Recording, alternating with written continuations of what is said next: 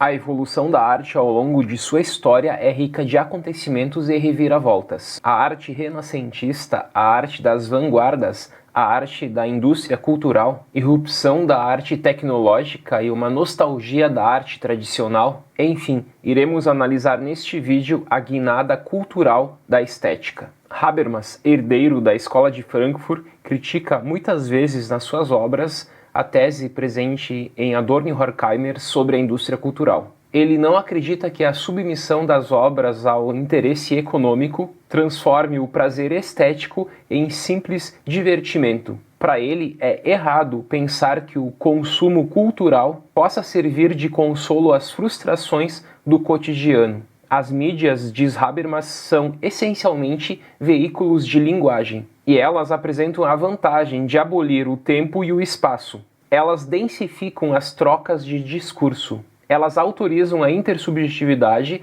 e a intercompreensão. Para Habermas, a mídia não depende do interesse comercial apenas, mas favorece a transmissão para um público bem maior de sua experiência estética. Mas é justamente pela razão fria e cínica da razão instrumental, criticada por Adorno e criticada também por Habermas, que conduz o mundo a um fechamento burocrático e à cegueira. Habermas opõe a razão instrumental à razão comunicativa, baseada no discurso, no intercâmbio e na interação entre os indivíduos. Portanto, para Habermas não existe apenas uma razão, mas existe uma alternativa à razão instrumental, que é a razão comunicativa. Há, portanto, diferentes formas de racionalidade: ética, científica e estética. E elas não são antagonistas ou mesmo destinadas ao confronto. O próximo autor que iremos abordar é Nelson Goodman, na sua obra Linguagens da Arte, escrita em 1968. Goodman declara que deseja reabilitar a estética aos olhos dos cientistas, porque os cientistas, de modo geral, não aceitam a estética como uma ciência. Para Goodman, não existe uma diferença grande entre a experiência científica e a experiência estética, e é por meio desse argumento que ele visa reabilitar a estética a uma ciência. A arte, como a ciência, seria um sistema simbólico, ou seja, a ciência é uma versão, uma visão do mundo, e a arte também é uma versão e uma visão do mundo. Mas o que, desde Baumgarten, impede a estética de se colocar num plano de conhecimento lógico como o plano científico é a sensibilidade. Vamos pensar que as emoções são instrumentos de conhecimento e que elas funcionam de maneira cognitiva. E ao liberar as emoções de sua carga subjetiva e psicológica, podemos observar que elas são simples meios que permitem discernir as qualidades e as propriedades objetivas de uma arte. A arte, portanto, é problema de conhecimento e não de representação. A experiência estética, portanto, não está mais baseada nas ideias, nas paixões e nos fantasmas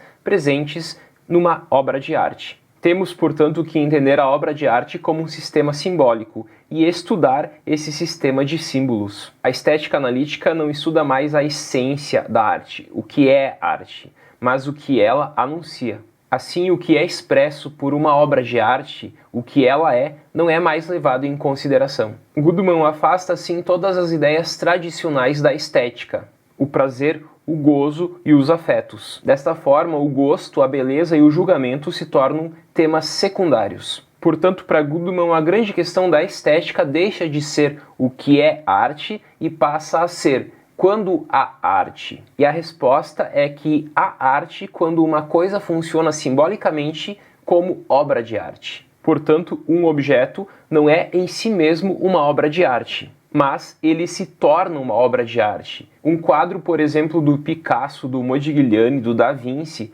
se forem colocados para tapar o buraco de uma janela, eles deixam de ser arte. Quando Duchamp expõe um urinol, ele não espera dos espectadores que eles se pronunciem sobre a qualidade estética intrínseca àquela obra. Tais coisas são produtos industriais, mas ao batizá-los como obras de arte, eles se tornam obras de arte. Falaremos agora um pouco sobre Arthur Danto e a transfiguração do banal. As considerações de Danto sobre a arte, assim como as de Goodman, são parte da filosofia analítica da arte, da estética analítica. Porém, Danto não visa, como Goodman, elaborar uma teoria dos símbolos, mas justificar a arte moderna.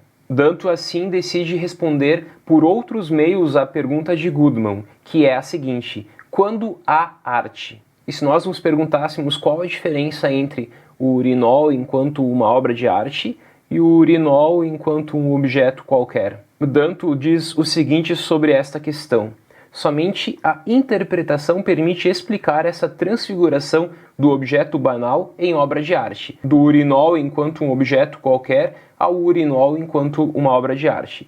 Esta interpretação escapa totalmente ao profano. Ela não é espontânea. Ela supõe um público informado que conhece o ambiente da arte e que se deixa envolver por uma atmosfera da teoria artística. E aqui Danto fala do clima criado pela obra de arte. E ele continua: assim, o iniciado, o informado pelo mercado, pelas mídias, pelos profissionais, pelos conhecedores, pelos críticos oficiais, pode empreender a identificação do objeto e reconhecê-lo eventualmente como obra de arte. Outra questão que poderíamos fazer é como pensar as caixas Brillo como obras de arte. Para Danto, uma obra de arte possui várias qualidades que um objeto qualquer não possui. Mas quais são essas qualidades se elas não são perceptíveis? Pois ao analisarmos um objeto qualquer de uma obra de arte, por exemplo, as caixas Brillo, nós percebemos claramente que elas são idênticas fisicamente. Diz Danto que antes de reagir a uma obra de arte, precisamos saber que a obra é uma obra de arte. Portanto, precisamos saber distinguir entre arte e não arte. Podemos resumir essa posição de Danto citando o autor. Diz ele: é preciso saber diferenciar para saber fazer a diferença. Para distinguir um objeto qualquer de uma obra de arte, é preciso saber antes que o objeto é uma obra de arte.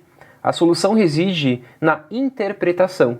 Falta, porém, compreender de onde a instituição, na origem, extrai essa presciência que lhe faz adivinhar que o objeto é uma obra de arte. A questão do gosto, a apreciação subjetiva e a classificação qualitativa não são importantes, nem para Goodman, nem para Danto. A arte, assim, nada mais é do que aquilo que se decide que ela seja. A acolhida favorável das teses de Goodman e Danto, sobretudo na França, se deve ao contexto artístico e estético. Uma teoria que neutralize os julgamentos de valor sobre a arte. Com esses dois pensadores, se prioriza a descrição da arte e não o julgamento de valor sobre o objeto artístico.